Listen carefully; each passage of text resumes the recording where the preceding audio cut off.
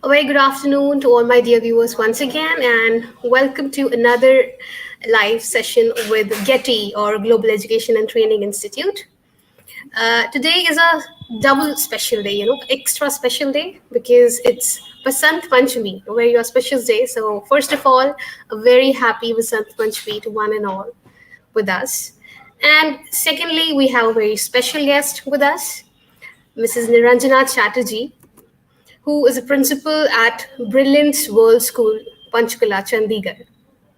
Well, after contributing her 30 years in the education sector, she believes that teaching is one of the most challenging and yet most rewarding tasks, and prefers to be connected with her students forever, her love for her students. She considers her students who grew up becoming wonderful individuals are not less than her awards. And she also feels that her contribution to their lives is to be the most significant social contribution. And today, we are happy to have you on this platform, Niranjana ma'am. A very warm welcome to you once again. And she will be talking about literacy versus education. So, without taking much time, I would request ma'am to please take over the session. Over to you, ma'am. Thank you, Prina. And thank you, Getty, for making me a part of such a wonderful platform, especially in a period like this when we had no time to interact with anyone outside, neither with the students. At least it gave us a platform to exchange our own opinions, own views, and own ideas. And Prina has already introduced me, and I would like to go ahead with it. I belong to a family which has lived in different states, which has exposed me to a vast range of experiences, some in the classroom, some in the playground, and some in the society, in the friend circle. And each experience has been precious to me. Each experience has actually taken me a step ahead in the process of education. So that brings me to my topic, literacy versus education. Education has been defined in different ways, in innumerable ways, by a number of scholars. But I would like to quote the one which I find is the smallest expression for such a large word, such a huge, such a mammoth word. Also, I would like to quote this because this is how I look at education. Rigveda quotes education to be the process which makes a man, makes an individual self reliant and selfless. Just two little words making a whole individual's personality. Self reliance is all about the development of your skill, your competence, all about making you being capable of taking decisions in your life, to find solutions to adversities, to be adapted to the incongruences. And selflessness is all about all the human values. So that makes us takes us to another definition given by Mahatma Gandhi. He told the definition of education to be that which brings out the best out of an individual, the best of your competence and the best of your values. There have been innumerable interpretations, but I have been interacting with the school children for the past 30 years, and I would like to share my idea of education, the way I look at it. And also, I would like to restrict myself because education is such a vast word. I would like to restrict myself to the idea of the formal education that takes place in a structured environment in presence of a competent leader, under the competent leadership of a facilitator. In short, what we can call as the school teaching learning process.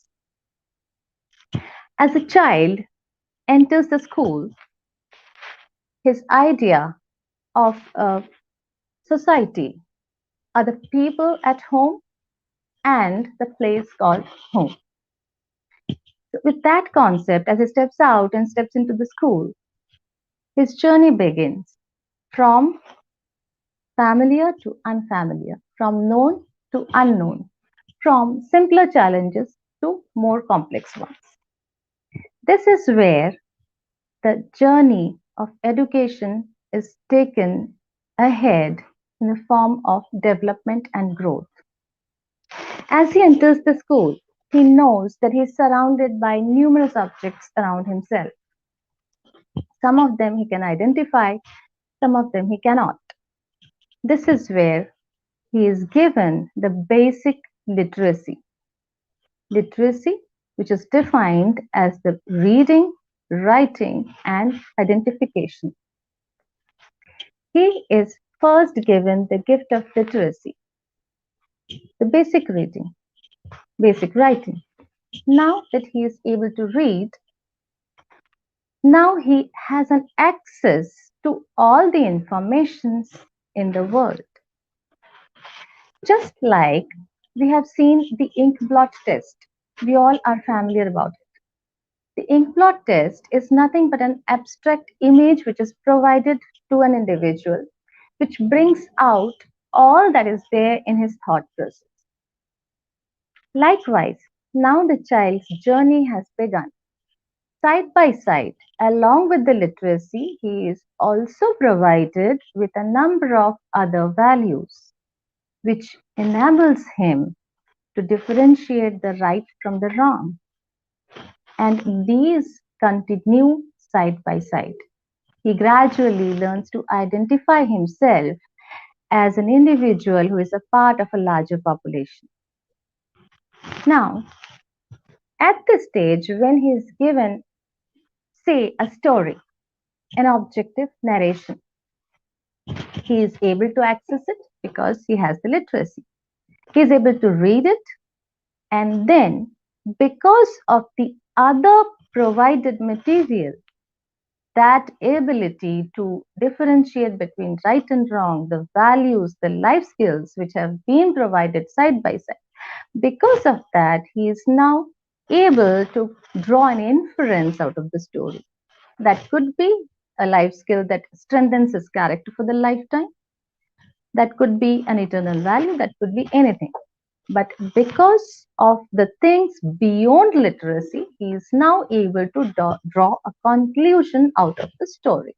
Just as an abstract image could draw out the whole thought process, likewise, this objective narration has drawn out whatever has been the learning throughout. So now the child is a step ahead because now he has been able to utilize, apply what he has learned. He has been able to take a judgment, to decide on the basis of the narration. So we can also say that education is the assimilation and application of the knowledge and information. And this information is locked inside the books and the other resources. The key is literacy.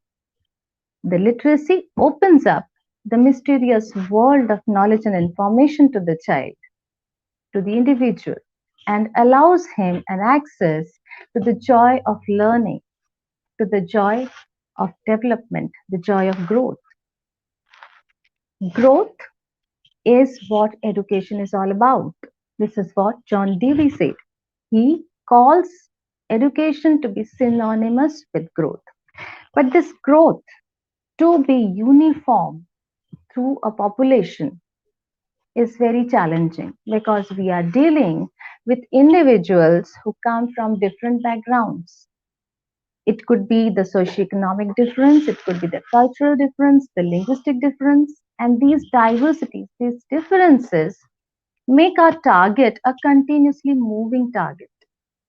It is difficult to address to individual needs. And the challenge before us is to ensure that we nurture their individuality as nature desires, and we also drive them towards an objective goal as society desires.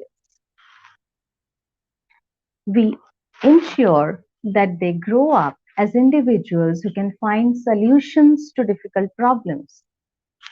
We ensure that they are physically, mentally healthy individuals, people who can act as guiding forces for the society, people who can act as the building blocks of a strong democracy. And democracy is all about self discipline and individual contribution. A system to be self disciplined, it is very important that each individual knows that I am capable of contributing to the society. Each individual knows his value and knows that he is indispensable to the community. It is very important that we make them understand, make every individual understand that he is required by nature. Nature has destined us for a particular role. We have seen often in a group where the children are playing, all those who are associated with the teaching learning process must have witnessed this somewhere or the other in their lives, where you have a group activity. Maybe 10 odd children are working in a group. There will be some 4 or 5 children who will be actually working by hand. The rest of them are only apparently silent observers. But the moment you see one of them is actually hunting for something that he or she is unable to find, one of the silent observers will quickly pick up what is required and hand it over, which means that the person who is apparently a silent observer is also actually doing things mentally. The moment a particular thing is missing, he knows what's missing and he hands it over. This is such a pleasure to watch. This is such a beautiful sight that the children are actually complementing and completing each other. Apparently, maybe not visibly working, but they are actually complementing each other. This is what a democracy is all about. This is what individual contribution is all about. But now, I think when we talk about growth, the growth to be uniform throughout the population at times we do face difficulties wherein we need a role reversal. Again, the role reversal also basically begins with literacy. I would like to take my example because today, when we talk about literacy, we also talk about the digital literacy. And especially in a situation like it has been in the past year, I think it has been extremely important. Of course, we are all using the digital platforms, but we were actually using them as an aid, a supportive material for the process of teaching. But when the situation arrived at the lockdown and we woke up to the requirement of only digital platform being left as our medium of communication, I had to fall back upon my son.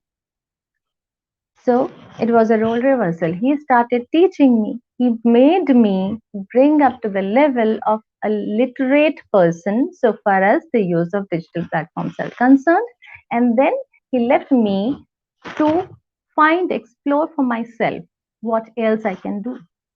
And this happens a number of times when we try to address to the population which has not been exposed to a kind of information or knowledge, like the digital facilities which are being introduced now to help them reach to the elder population. We take the help of the children and the youth.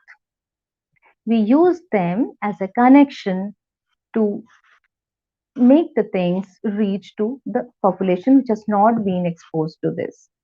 So again, what we are trying to do is the use of the key of literacy. It is that key which is being handed over by the children. They take it home and hand it over to the parents.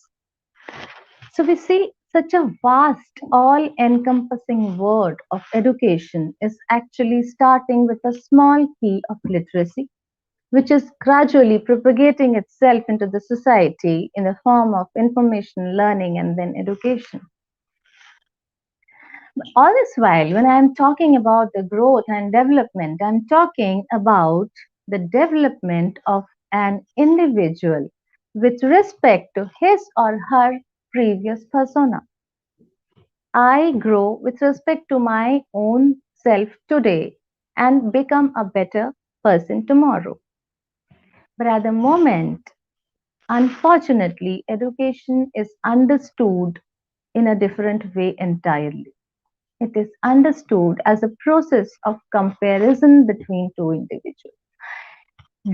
When we are talking about education, we have never spoken about a person growing with respect to another. That's not possible, that's absurd.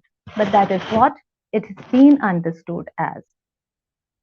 It is now a dry, stringent, senseless process of comparison between two people who are entirely different, who can never be compared on the basis of common parameters. But at present, that is the scenario. Where did we go wrong? Probably when we wanted to select children for higher education, we needed certain grounds, certain parameters on the basis of which we could select them. Or probably as employers, we needed certain parameters which could be measurable and which could be ticked and crossed. We needed certain measurable parameters. Whereas most of the human attributes are not measurable. Well, how do we measure the positivity of a mindset? How do we measure love or compassion or empathy or determination? They are not measurable at all, but they play a very important role when we employ somebody to join a task force.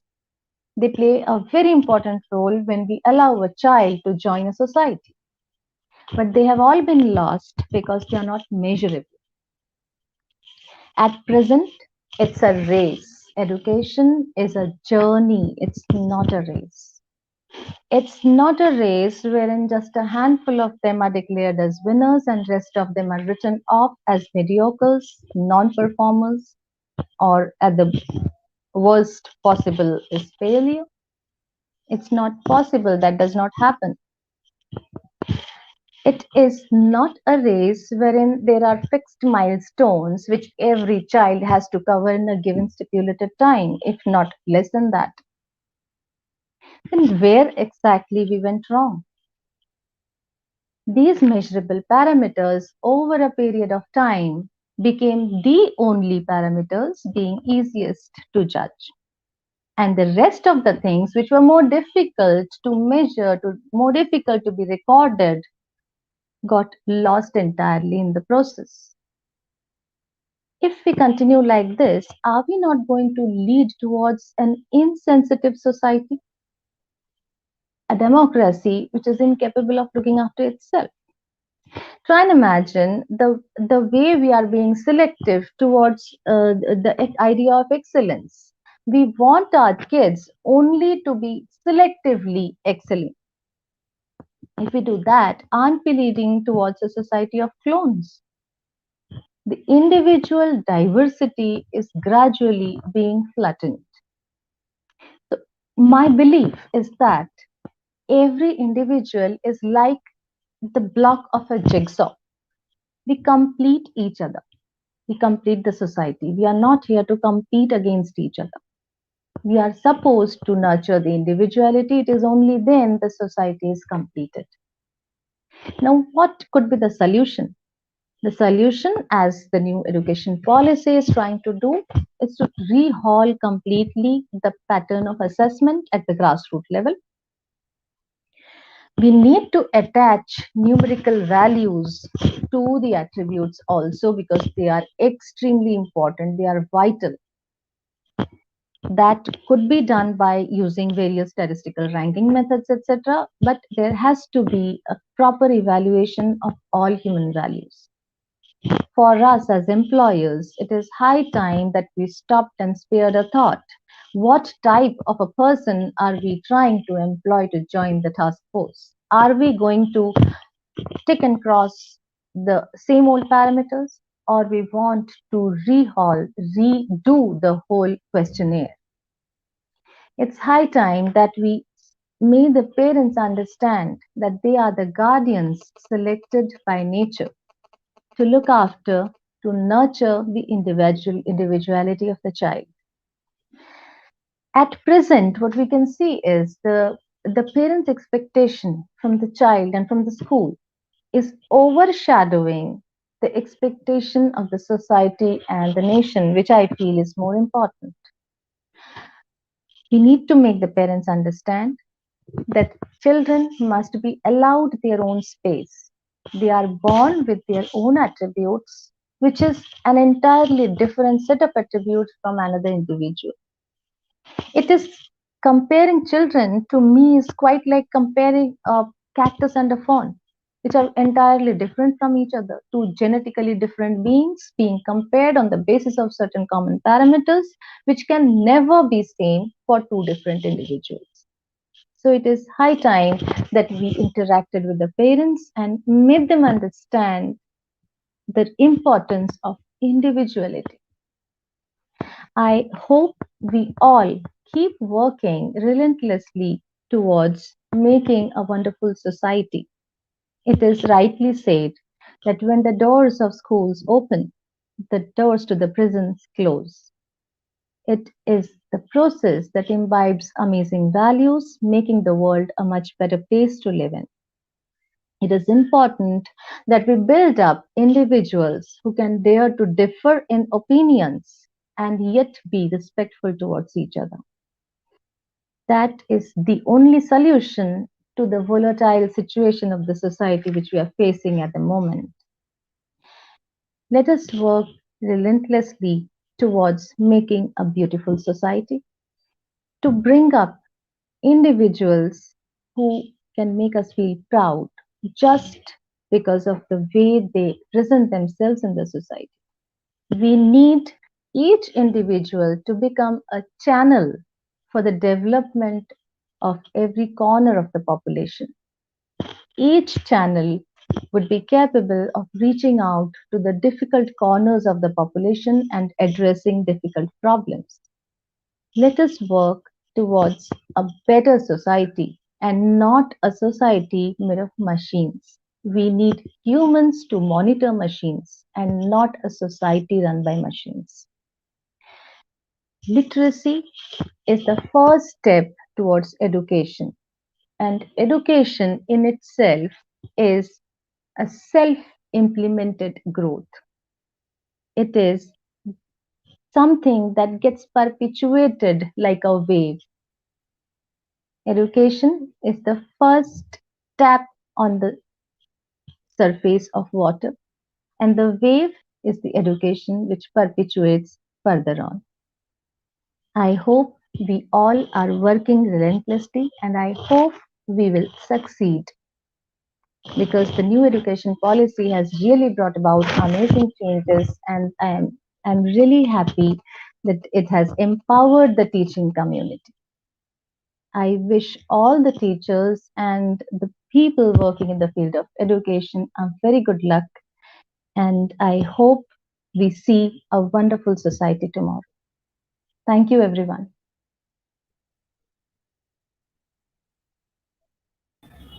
Thank you so much, ma'am. It was indeed a wonderful session. And as you rightly said, that education has its own meaning. I mean, we're not competing with others, we're competing with ourselves to be a better version of ourselves every day. And as you mentioned, that literacy is the key and lock is education. We need to unlock that. Very rightly said. We all know it's a continuous process, and at this present stage, it has come through evolution. It's changing at every step. It's changing every day. And as you mentioned about the NEP, the focus is changed on important topics that are generally ignored, but very beautifully explained how this literacy and education go hand in hand. Where the literacy is actually telling us how to read and write, but the application is very important. How it should be applied in appropriate direction, that is very much important. Awareness is one major thing. So I think overall it was a wonderful session, and on point. We have few comments stating that every child is born with the different attributes. Literacy in true sense. Thank you so much, Komal ma'am. And it was on point. We have few more comments, and people were really looking forward for this. So thank you everyone for joining in, and thank you, ma'am, for giving us your time, joining us under this disruptive education movement started by Dr. Sunita Gandhi. And we are very It thankful to you. it was wonderful being a part of such a huge platform, and thank you, Preena, for making me a part of it. Pleasure is all ours, ma'am. And we'll definitely have you again on this platform somewhere in near Sure, I future. would love to be a part of it. Thank you so much. Thank you, everyone. Thank you so much, ma'am.